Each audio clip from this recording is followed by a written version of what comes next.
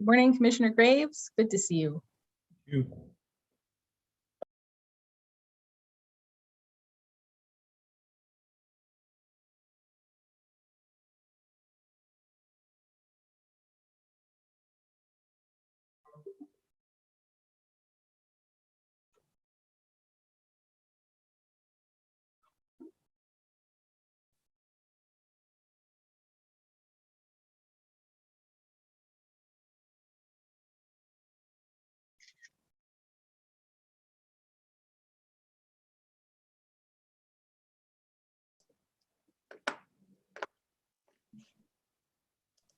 Good morning. Good morning, Commissioner Walkinshaw.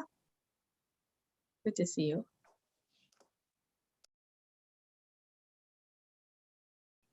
Good morning, Commissioner Fain. Good to see you.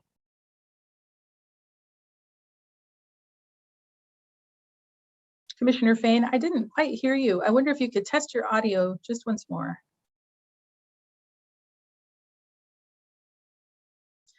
No, I can't hear you.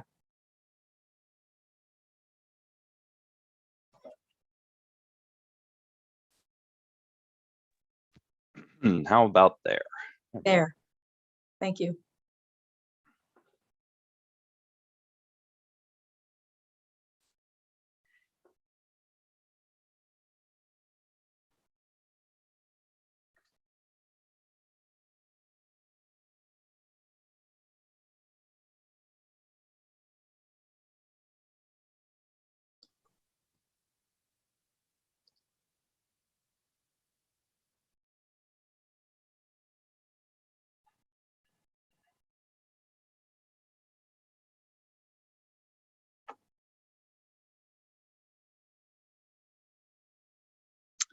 I believe that all the members of the commission are present. So I'm going to begin. Good morning. I'm Sarah Augustine, the chair of the Washington State Redistricting Commission. I would like to welcome everyone to this public outreach meeting, the fourth one of this 2021 redistricting cycle. The topic of discussion this morning is Congressional District 4 and the legislative districts included within it. I have more to say about that later, but first let's kick things off with a video message from the commissioners.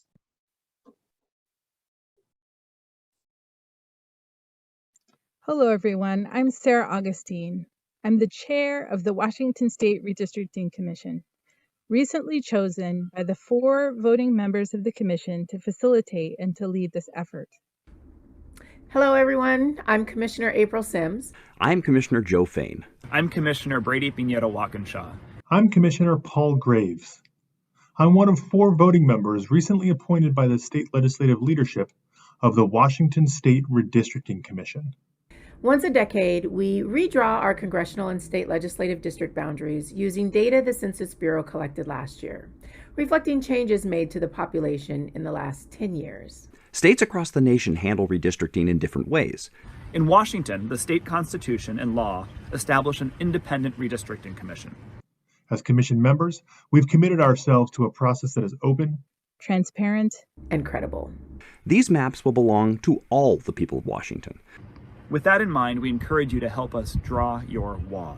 The commission will hold virtual public outreach meetings focused on populations residing in each of Washington's 10 congressional districts, as well as additional outreach meetings to be scheduled soon.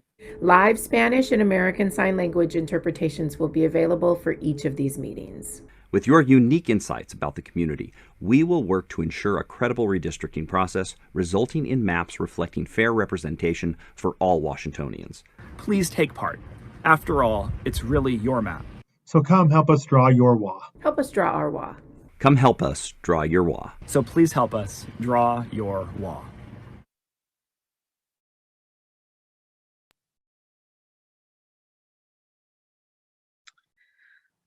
Thank you, Maria. To those of you from the public joining us today, welcome again. It is my goal as chair to facilitate a process that is as participatory, fair, and equitable as possible. I will endeavor to engage communities across Washington as fully as I can and to hear and address your concerns and requests. Throughout our tenure as commissioners, we will hear public comments that are important. We will listen to you. I will do my best to synthesize the comments, and we will endeavor to respond as we are able. Still, it is possible that you will bring forward in your public comments ideas, requests, and injustices that we may not be able to address. We will certainly deliberate on the issues where we do have jurisdiction. Where we don't, I will do my best to refer you to those who may be able to respond more effectively. I want to begin by reviewing the purpose and values of the Commission. Together as a Commission, we have agreed on the following values and mission: to provide an open, transparent, credible process that is grounded in statute and where all voices are welcome. There's access for everyone. To conduct ourselves with transparency, respect, and civility, where commissioners will participate and negotiate in good faith.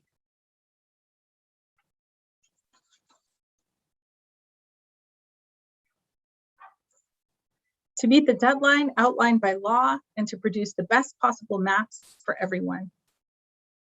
I would also like to review the purpose of today's meeting. You may be aware that because of the pandemic, this redistricting cycle promises to be a challenging one.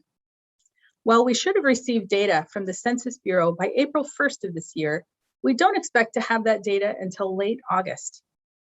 Nonetheless, in late April, the Census Bureau did deliver to the President and the nation the apportionment data, which told us that states will gain seats in the US Congress and Electoral College and which would not. Based on that data, we know that in the last decade, the population of our state grew by 14.6% and added approximately 1 million residents. Despite that population growth, it did not change the number of congressional seats we are entitled to. Washington will continue to have 10 representatives in the US House of Representatives. Based on the population growth in the state, our job as the Redistricting Commission is to distribute as equally as is practical the population among 10 congressional districts and 49 legislative districts. Based on the apportionment data provided in April, Washington had a population of 7,705,281 residents as of April 1st, 2020.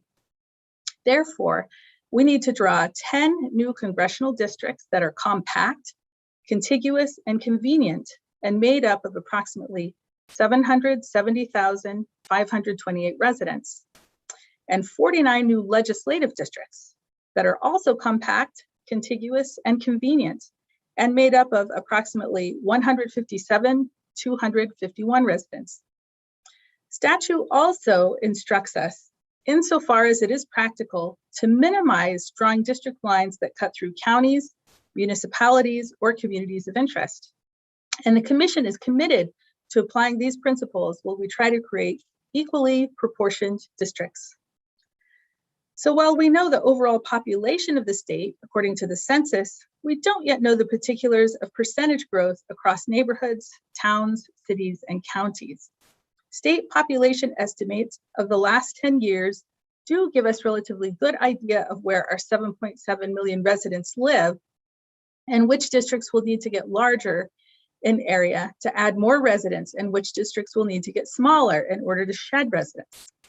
And as we add or subtract neighborhoods from one district, it will cause the need to make corresponding adjustments in the neighboring districts. So we want to show you broadly, and I want to ask Maria if you could show the first map. This map shows Washington State and its 10 congressional districts. The darker the brown colors, the more the districts need to grow in size, and the darker the teal colors, the more the districts need to shrink in size. So, regarding the topic of discussion today, the 4th congressional district. The map indicates that it currently has less than the needed 770,000 residents to make it proportional. It will need to find additional residents. Now, the next slide, please, Maria.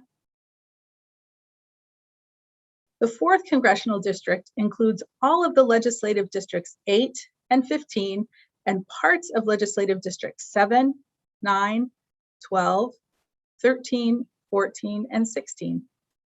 Based on state population estimates, we can see that the 8th, 9th, and 13th legislative districts have more than 157,000 residents in the districts, meaning they will have to lose some of their residents.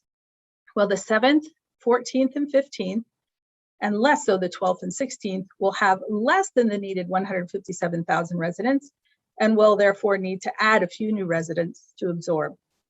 Thank you, Maria. So that's just a brief overview of the challenge that your redistricting commission faces this year.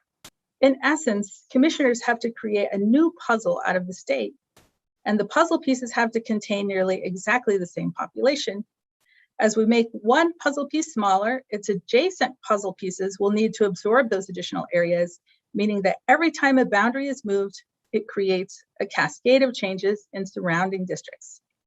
So the purpose of our meeting today is to listen to your input about your community and how to ensure that the districts are fairly balanced in terms of population, but also respect shared community interests. The commission may not be able to meet every interest, but as commissioners try to weigh the trade-offs inherent in this process, your opinions are welcome and valued. This morning, we have approximately 30 individuals who have signed up to testify. We're going to invite individuals in groups of 4 to come forward to testify. Each individual will have 2 minutes to offer their comment. After 4 people have testified, we will see if the commissioners have any questions of those 4 testifiers. And then we will move on to the next group of testifiers. With that summary, Sean, let's begin. Please call the first panel. Good morning, commissioners. Morning. For our first panel, we will have Esteban Ortiz, Sandra Vaughn, Margot Spindola, and Sheer Reg. So we're going to start with Esteban. Thank you.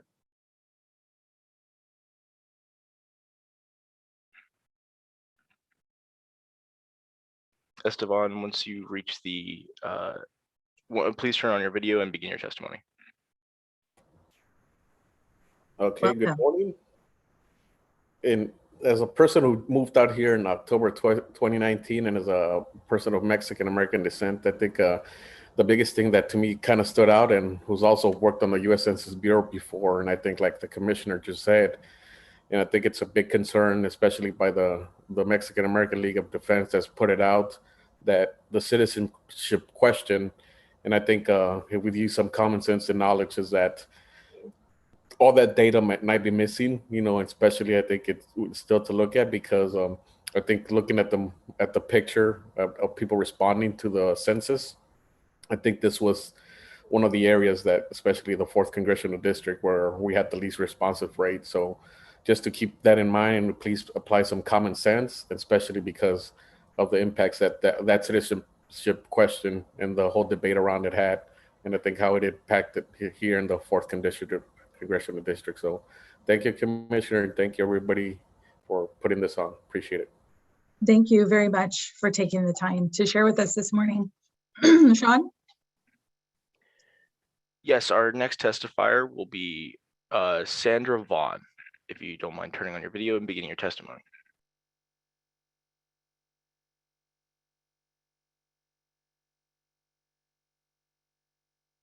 Good morning. Sandra, you're still muted. Thank you. Thank you. Is that better? Yes. Okay. I live in the Oroville area of Okanogan County, the largest district in the state. Up here in the northernmost part of our district, we feel pretty left out of the political process, as our representative from the Yakima area rarely has town halls in our area, and this was even before COVID. And our issues here up in the north half are not the same as in the southern part of our district. As well, it is difficult for us to elect a more local representative as we just do not have the population necessary to carry a vote. So I understand that one of the redistribution proposals is to do away with the artificial division of our native reservations, a proposal I strongly encourage. I feel the division was put in place precisely to divide the powers of the native vote and needs to be eliminated as undemocratic. I live on the old north half of the Colville Tribes Reservation, removed from tribal control in 1892 by the federal government.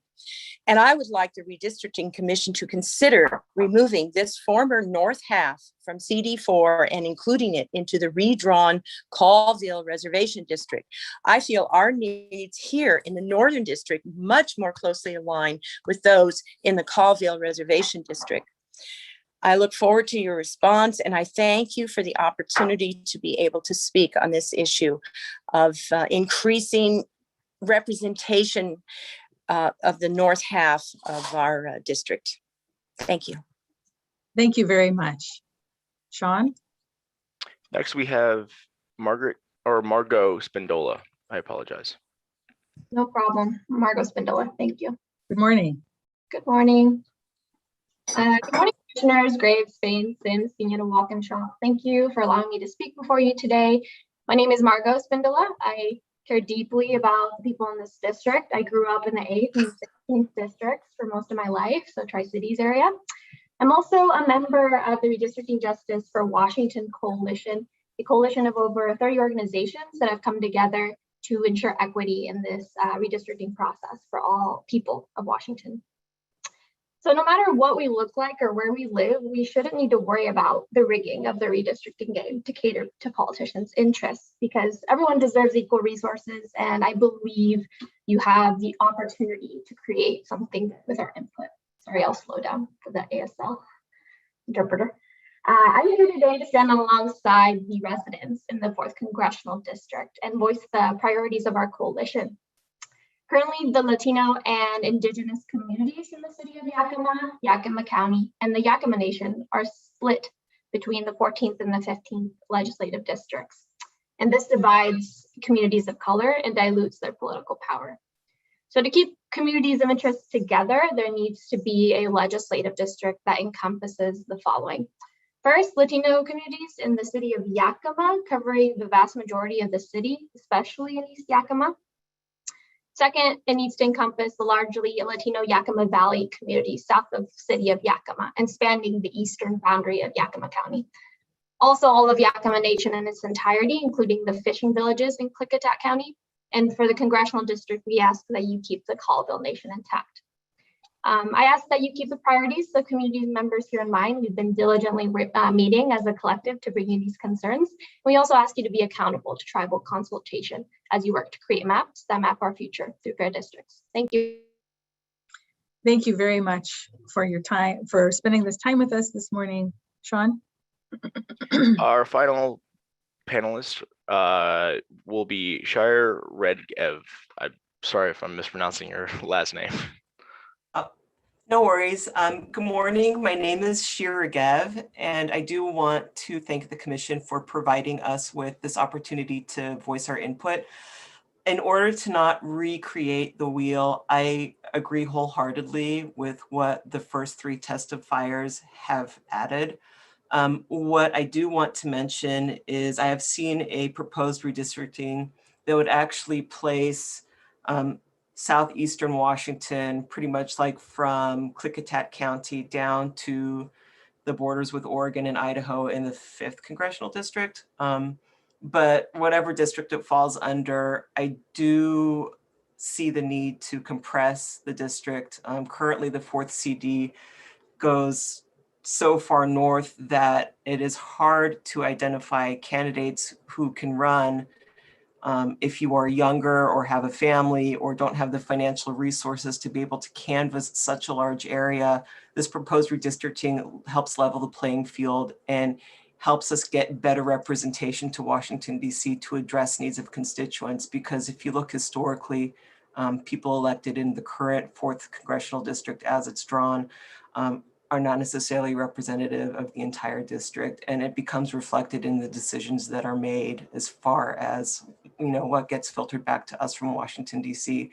So I think this redistricting also creates opportunities for the type of representation we're allowed to send to our nation's capital, and that is also very important.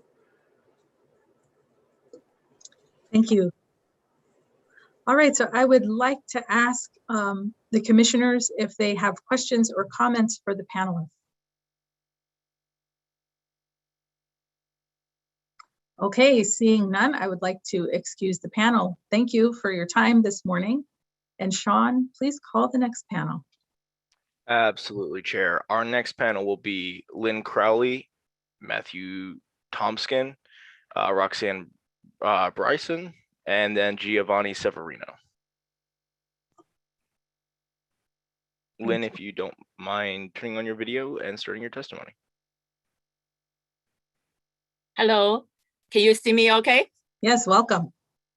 Thank you so much for allowing me to speak a little bit. And I wanted to also express my thanks to the commissioners and also all of the folks who are helping to organize this particular event. I am from Congressional District 10, so our area actually have a pretty good redrawing happen in the previous term. So we are not really asking for some new changes made. However, as someone who is very concerned about having more input from the general communities and making sure people are aware of the redistricting, I wanted to just say a few words today to just help express our general hopes. And that is that redistricting really cannot be such a difficult thing for us to really share with the community if it can become a live mapping things that people will be able to access online. And this is something I'm most particularly interested in because, you know, I am working with media and IT a lot. And this is something I know we already have the technologies to be able to do. And I certainly hope that that is something that we will be able to see moving forward that can be accomplished, and more people will be able to kind of learn about redistricting process. Thank you so much again for setting this up. Thank you. Thank you for your comments. Sean, please call the next panelist. Absolutely. Our next panelist will be Matthew Tomskin. Welcome. Maisky, Miknash Maniksha Kutanson. And my English name is Matthew Tomaskin. I'm a citizen of the Yakima Nation. And I took part in this process 10 years ago. And I'm very glad and excited to see the commission as it stands today. 10 years ago, unfortunately, the commission was status quo. And as we usually see in the government, it's a bunch of old white guys. And that's what we saw last time. And the end result is what we got. The funny part about that was when they came to Yakima, being all white, they didn't know that they were coming to the Harvest Bowl of Washington when they came to Yakima. We have highly integrated, highly interracial community here in the Yakima Valley. We have migrant workers, we have people who come here and harvest the fruit and take care of the fruit and what have you. So that's what they forgot. So they didn't bring an interpreter. So they had to divide the room into two, and it was somewhat distracting trying to testify and listen, to the background noise of the interpreter. So I commend the commission, with the exception of the rapist. I know that we can do better in the future. And I've heard before, just before I came on, that we would like to keep the Yakima Nation. Thank you, Mr. Tomaskin. I am sorry that your time has run out. Please stay there so the commissioners will be able to ask you questions if they so choose at the end of your panel. Sean, if you'd call the next panelist, please. Absolutely, Chair. Our next is going to be Roxanne Bryson. If you can turn on your video and begin your testimony, please.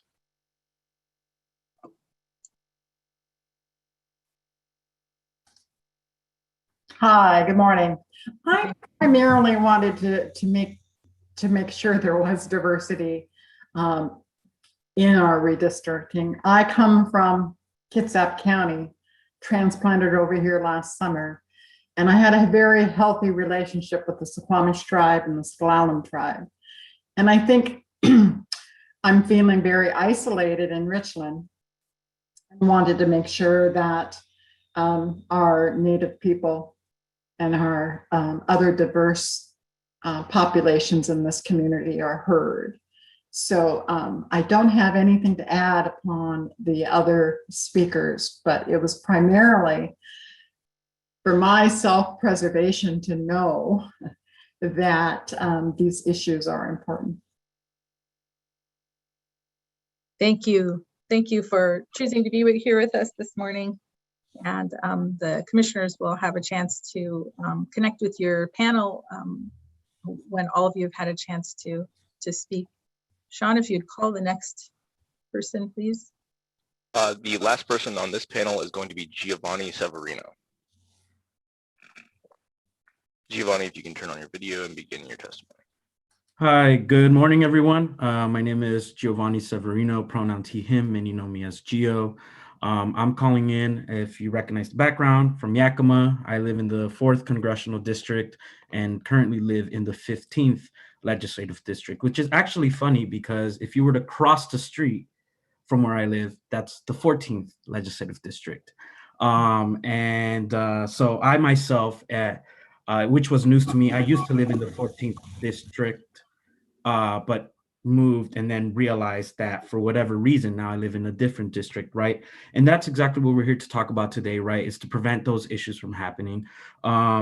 You know, like myself, many of my peers that live in the Yakima area recognize that there has been an intentional district drawing previously that the purpose was to dilute our voices and our political presence, right? And you know, Washington is a great state. Washington aims to ensure that the government and that the legislature reflects the people that live within Washington, right? Especially because we all pay taxes, we all contribute to our society, to our great state. And I'm here to ask you all that to consider and to listen to our community voices that are asking for a state, a district that includes the large Latinx population that lives in Yakima City, and then also what's considered as the Lower Valley, which is the neighboring communities below Yakima, right? We also want to keep the Yakima Nation as a whole. We don't want to split. We don't want to create a new district that continues to split the Yakima Nation. We want to ensure that all of our community voices are listened to, and that we have a good probability or possibility of being politically engaged and ensuring that our voices carry some weight. Thank you. Thank you. Commissioners, I want to ask if you have questions or comments for the members of this panel. Right, seeing none, I want to thank the speakers for joining us this morning. Thank you very much for coming and sharing with us. And you're excused. And Sean, please call the next panel. Absolutely, Chair. Our next panel is going to be Ann Parzan, Sheila Avil, Craig Maloney, and Blanche Barajas.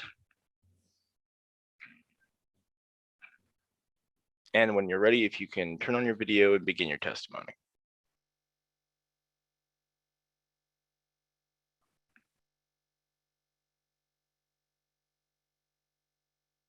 I think the first one was Prazen, is that right? Yes, I see them here, but their video is not connected. And are you able to turn on your video and begin your testimony?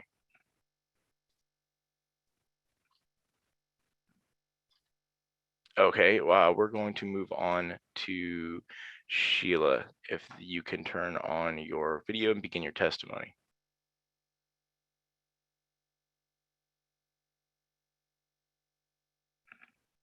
Welcome. for allowing me to speak today. My name is Sheila Avila, and I vote in the 15th district. I'm here because I believe it is time for change. This split between the 14th and the 15th is a scheme. As it has been stated, it divides communities of color and dilutes their political power. We know it, you know it, the Yakima community knows it. I have gone canvassing in both legislative districts, and it's really clear to see just by walking down the street that the divide is there. Communities of color have been marginalized in our electoral process, especially here in Yakima throughout history. So really, creating a majority POC district in Yakima County will help amend this discriminatory history and give Washington Latino and Indigenous communities equitable political power. So I really hope that, from everyone that's spoken here, you can all come together and create a district that really encompasses all of the communities that live here and gives us equitable representation and a seat at the table. Thank you so much for listening to me, and I hope to hear great news. Thank you. Thank you. Sean, if you would call the next speaker, please.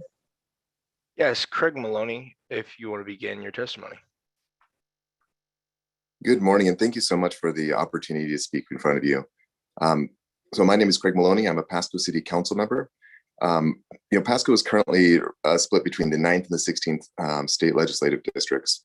And legislators from both districts live nearly an hour away from Pasco. And we applaud and thank our current representation for their hard work in getting to know our community. And they go consistently out of their way to make sure that we can connect and learn about Pasco and Pasco's needs. But in even the 8th legislative district, who is right across the river from us, representing Kennewick and Richland and West Richland, have been actively engaged in making sure that Pasco is well represented. However, as we go about looking at redistricting the boundaries and redrawing the boundaries, I'd like to draw attention to the fact that of the three cities in the Tri-Cities, Pasco is a separate legislative district from the other two, and we are split between two legislative districts. Well, again, I thank our current representation for all their hard work and all the efforts they've done to do well by our community. We ask the Commission to think deeply about how to structure the three legislative districts in relation to Pasco and the other cities that comprise the Tri-Cities. We are geographically intertwined, economically interdependent, and we're part of a well-connected and very rapidly growing area.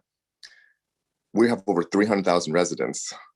The three cities share a long history of interrelationships, and we've developed many sophisticated partnerships, including mutual aid agreements in our fire departments and all sorts of other interconnected structures that function well. And we think that having Pasco separate from the rest of the Tri-Cities and their legislative districts is causing some challenges in this effort to collaborate. So given our relationships, our common interests, and our rapid growth, we look. Thank you, Mr. Maloney. I apologize that you are out of time. You can submit your full comment via our email and stick around to see if the commissioners have questions after your panel. Sean, if you'd call the next panelist, please. Yes, we're going to go with Blanche Barajas for this next testifier. Please begin your video and you can start your testimony.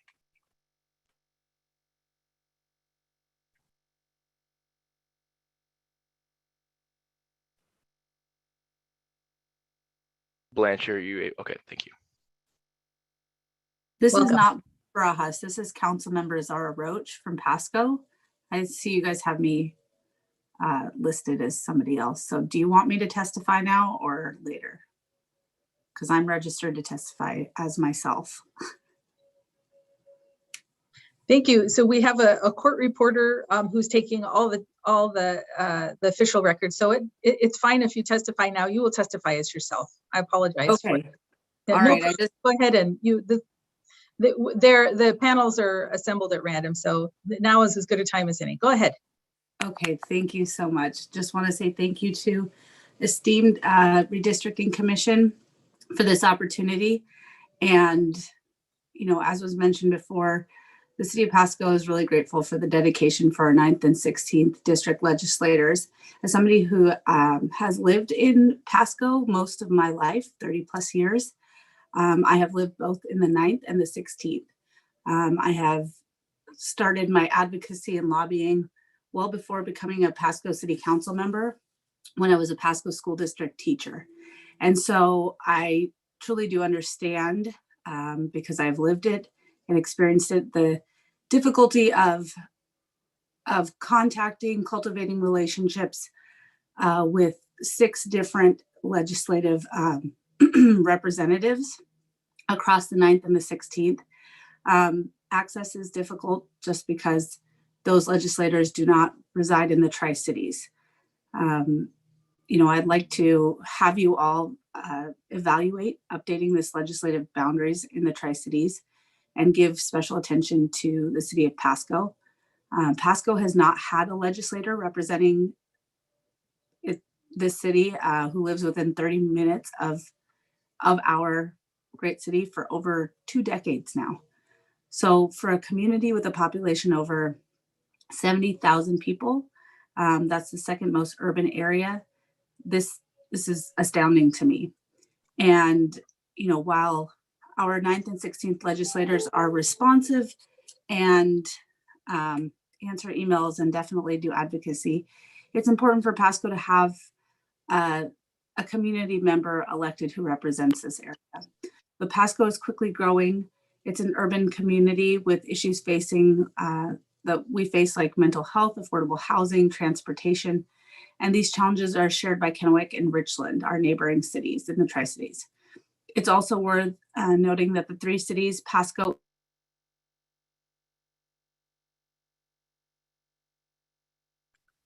Thank you. I just want to confirm that you are Zahara Roach. Is that right? For the record? Okay. Okay, great. Thank you. All right. So I think we have one more person on this panel, and then the commissioners will ask questions. Sean? We're going to go and try to go back to Anne. If you're able to turn on your video and begin your testimony.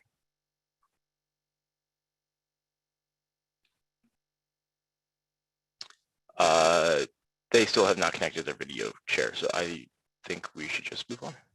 We'll try them later if they are able to connect. Okay. So the video and audio, neither one seems to be working. Is that their right? audio is connected but muted, and their video is completely off. Okay, great. All right. So we will try to move that person onto another panel. So commissioners, I want to ask if you have questions or comments for the 3 speakers on this panel.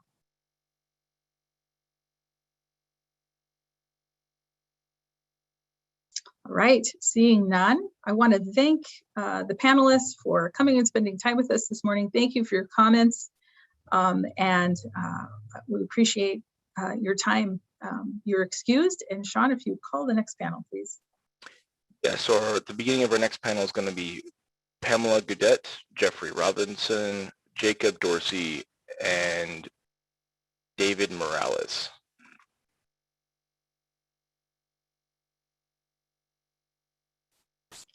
Pamela, if you're able to start your video and begin your testimony.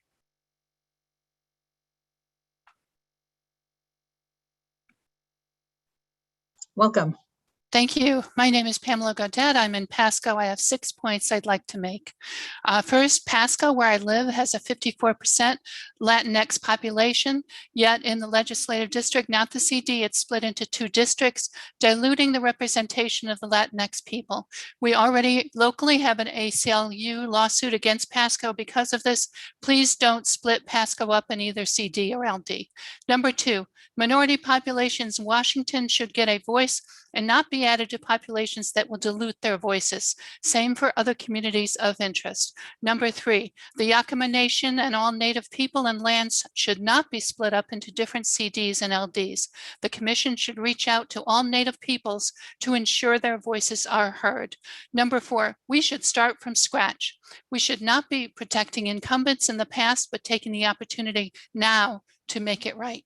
Number 5, we are one state.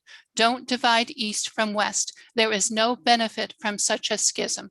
Number 6, there is a danger, with all due respect, to the maps already proposed. When people see a map, it seems to be truth.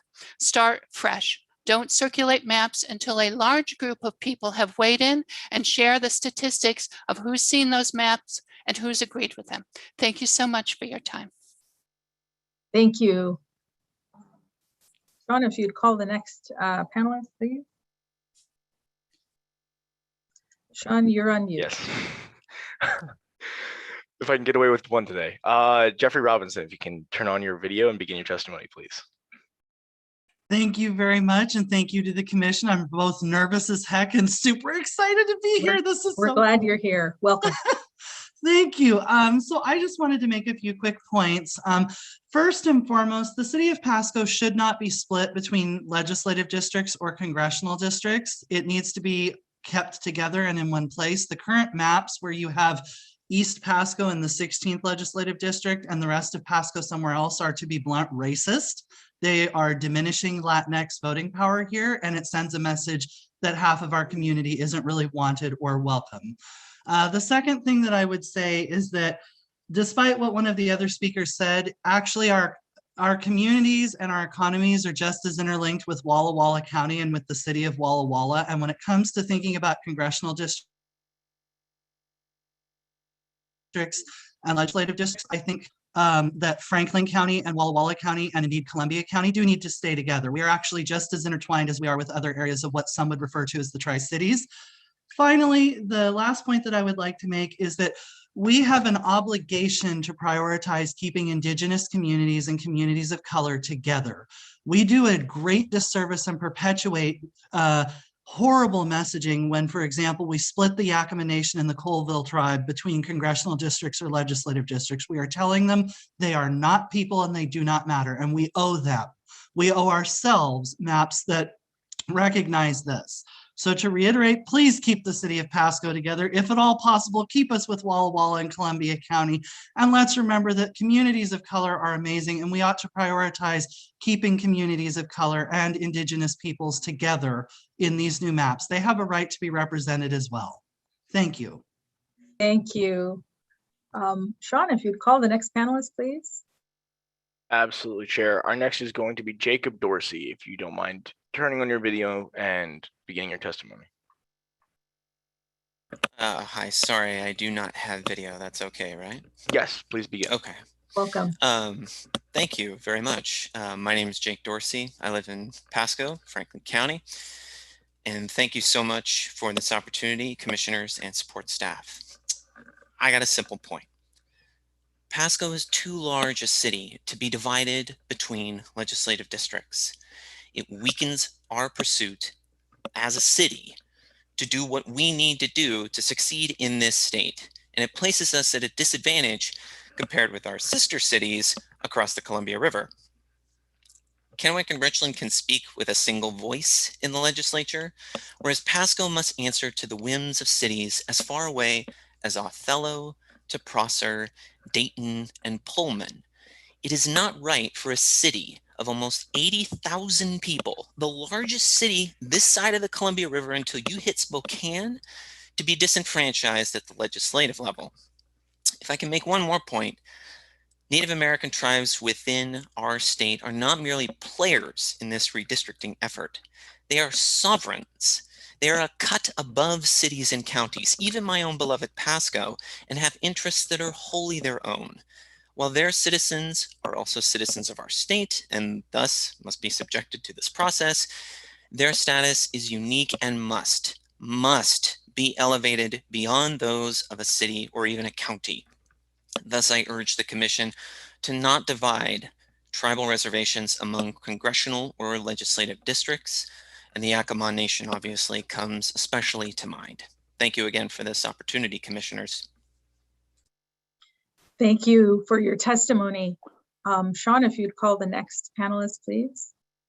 Yes, the final panelist will be David Morales. If you can turn on your video and begin your testimony.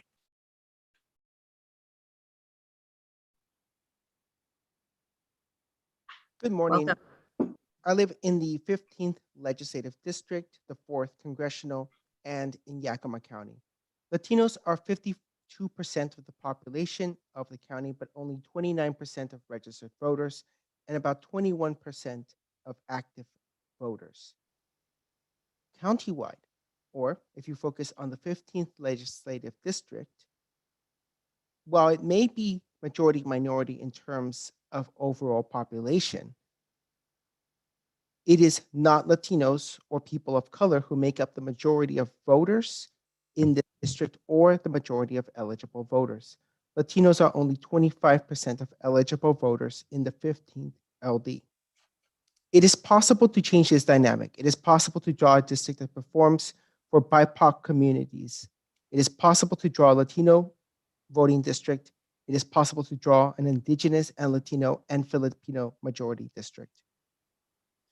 Native Americans vote for Latino candidates between 85.5 and 95.9% of the time.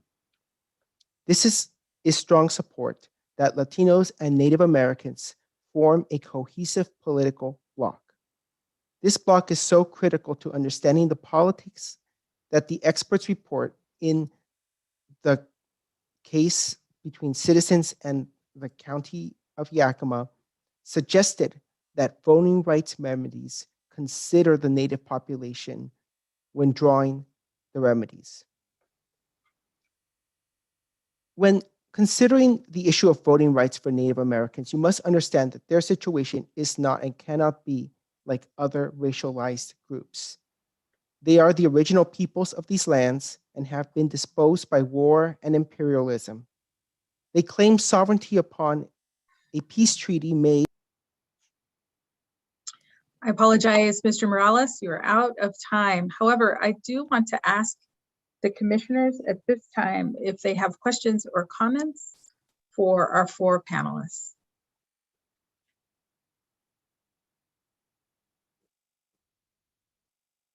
Okay, seeing none, I would like to thank the panelists for your time. Thank you for spending your time with us. Mr. Morales, if you would submit your full written testimony to us by email, we would appreciate that. And I'd like to excuse the panel. And Sean, please call the next panel. Yes, Chair, we're going to try and remedy the switch up earlier with the two council members. So they're signed in right now as our Roach, but I believe that it is Blanche Barajas. So we're going to begin with them. They have their hand up as well. Then Dory Luzo Gilmore, Randy Harden, and then Andrew Hong.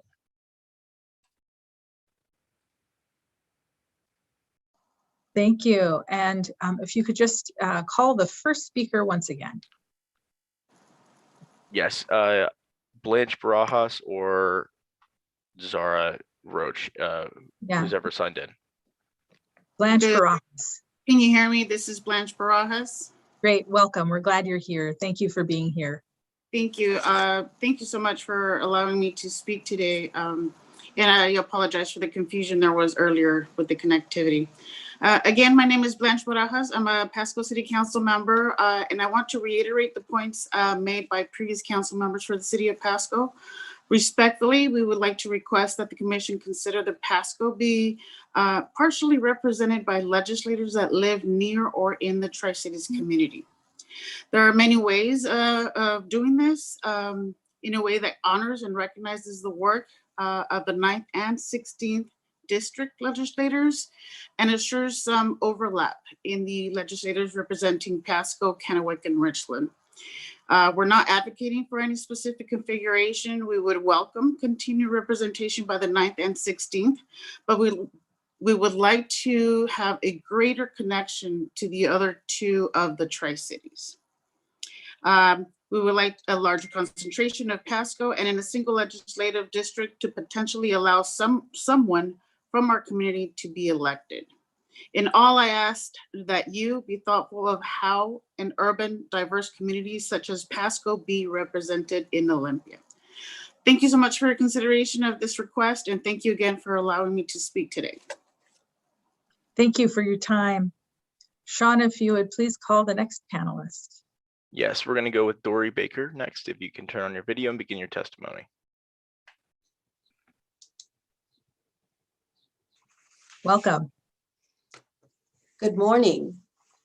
My name is Dory Peralta Baker. I'm the chair for the Asian Pacific Island Coalition of Yakima Valley, and I chose to testify to ensure that people of color in our communities, as well as our representatives, are aware that the minority groups in Yakima Valley are very interested in equal representation and racial equality.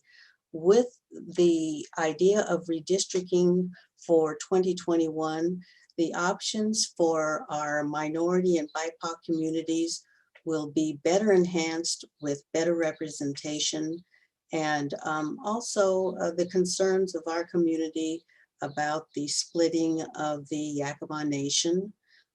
We believe that the Yakima Nation should not be divided and should include the fishing villages along the Columbia River. So that would be, if you drop down the 14th all the way to the Columbia, it's a large district. So there has to be some lines and some changes made there. But we are very concerned for Yakima, as well as all the other counties that have tribal nations in them. So thank you very much.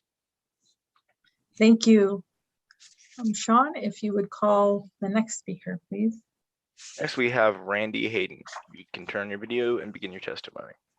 Yes, good morning. Thank you, Commission. I do not envy you your hard work. All of the elements that you mentioned of having trying to fit together is a gigantic puzzle. So I thank you for your hard work to try and do that. I'm going to pile on to the Pasco conversation.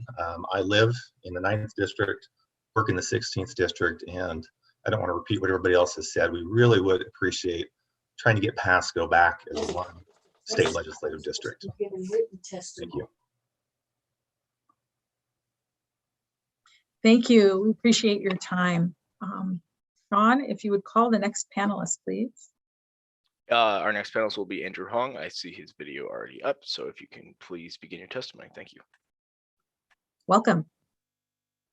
Hi, my name is Andrew Hong. I'm one of the staffers for the Redistricting Justice for Washington Coalition. We're a group of over 50 community organizations across Washington state. Our core priorities include keeping communities of color and Indigenous nations together, increasing the number of majority people of color citizens voting age populations to fight for fair and equitable representation for our BIPOC communities, and prioritizing community interests over partisan interests. I want to talk specifically today about the legislative districts in Yakima County. Currently, our Latino and Indigenous communities in the city of Yakima, Yakima Valley, and the Yakima Nation are split between the 14th and 15th legislative districts. We want to get rid of that division of communities of color and create fair maps that do not rig the system against people of color by creating a legislative district that includes the city Latino communities in the city of Yakima, the Latino communities in the southern part of Yakima County, those Latino communities that span from the south central to the southeastern border of Yakima County, and then also the Yakima Nation, including those fishing villages that go a little bit into Klickitat County along the Columbia River as well. And these priorities and changes to the legislative districts in this area has been discussed by community members in the region for over the span of months. And so this is a big priority for this community. And yeah, this is how we undo the historical wrongs to communities of color in Central Washington and Washington as a whole over the, in our electoral systems throughout history. And yeah, also I want to add on second point, prioritizing keeping the Colville Nation into one congressional and one legislative district. That is also a priority. Thank you. Thank you. All right, so I want to ask the commissioners at this time if you have questions or comments for our panelists. So Commissioner Graves. I do have a question for Andrew. Thanks for testifying. You mentioned that your coalition has 50 organizations involved. Are any of those partisan political groups? Off the top of my head, I do not know, but if any, very few, the vast majority are nonpartisan. Great. I'd love to see a list if you'd be willing to send one. Cool. Yeah, we can do that. Thank you. You can just send that to our comment email. Thank you, Mr. Hong. We'd appreciate that. I want to provide time for the other commissioners to provide comment or question. Okay, seeing no more requests to make a comment or ask a question, I would like to thank the panelists for being with us this morning. Thank you for spending your time with us here, and we appreciate your comments and your testimony. You are now excused. And Sean, if you would please call the next panel. We only have one member for our next panel. That will be John Kennedy. If you can begin your testimony and turn on your video. Thank you.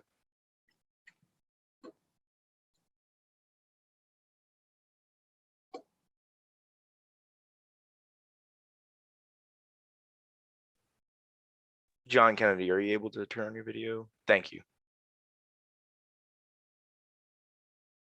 Welcome. So I haven't quite heard your audio yet, Mr. Kennedy. Sorry, are you able to hear me now? Now I can hear you. Thank you. Sorry. Hi, my name is John Kennedy. I'm a resident of Pasco in the 16th Legislative District. And I just want to echo some of my residents and urging that the commission think about keeping local communities united. In the Yakima County and Franklin County, our areas are divided. City of Pasco is divided into 2 legislative districts. And I think this poses challenges for fair representation in our city. And I think the same goes for Yakima. And for the congressional districts, I also urge compact contiguous districts, keeping united areas of local interest, such as Pasco, the Tri-Cities, generally Walla Walla, Yakima. And so I urge the commission to consider that and try to keep communities united. Thank you very much. Thank you. So I want to ask the commissioners if you have additional comments or questions for Mr. Kennedy. Okay, seeing none, I would like to thank you for your time this morning and thank you for spending the time with us, and you were excused. And what I'd now like to do is, in conclusion, I'd like to invite each commissioner to make concluding remarks if you wish. No pressure. If you could just raise your hand and let me know, and then I'll call on you.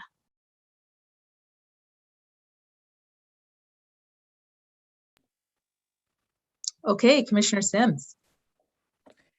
Thank you, Commissioner. I just really want to express my gratitude and appreciation for everyone who took the time to offer public comment today. I know how much time and energy goes into preparing your remarks and your thoughts, and appreciate all of the information that you shared, and we will take this into consideration as we are considering drawing our maps. Thank you, Commissioner Sims. Others? Commissioner Walkinshaw? Just to echo Commissioner Sims, and thank you, Commissioner Augustine. Just thank you all for coming today. I just thought it was very organized and direct and thoughtful feedback. So thank you for the time this morning. Thank you. Commissioner Fain, Commissioner Graves, Commissioner Graves. Similarly, thank to everybody for testifying today, this Saturday morning, and you're taking time out of that to come testify to us. And I just want you all to know that I'm really grateful for all your time doing that. And also, while we can, we're sitting here on a Zoom panel and we all have the same background and we're kind of looking at the screen, I promise you, we're taking notes and we're listening to what you have to say. And we really appreciate everything that you've told us this morning. Thank you. And Commissioner Fain. I'm just seeing if I've got a working microphone here, but hopefully I do. Again, You do? Yes, we can hear you.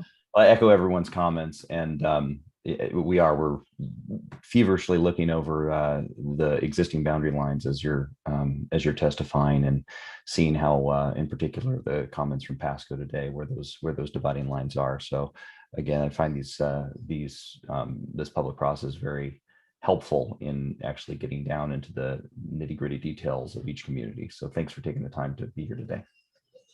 Thank you, Commissioner Fain.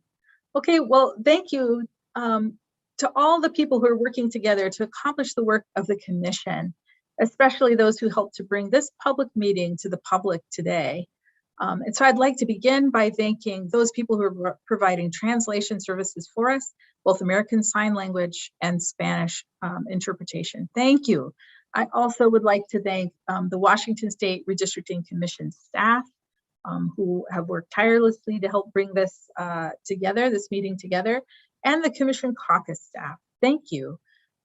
There are many more who are part of helping the commission to do our work. And I also want to thank members, the commissioners.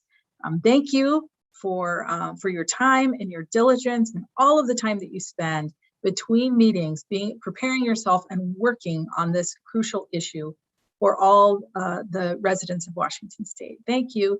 And thank you to the public. Thank you for spending part of your Saturday morning with us to engage in this vital political process. Thank you. Have a good morning.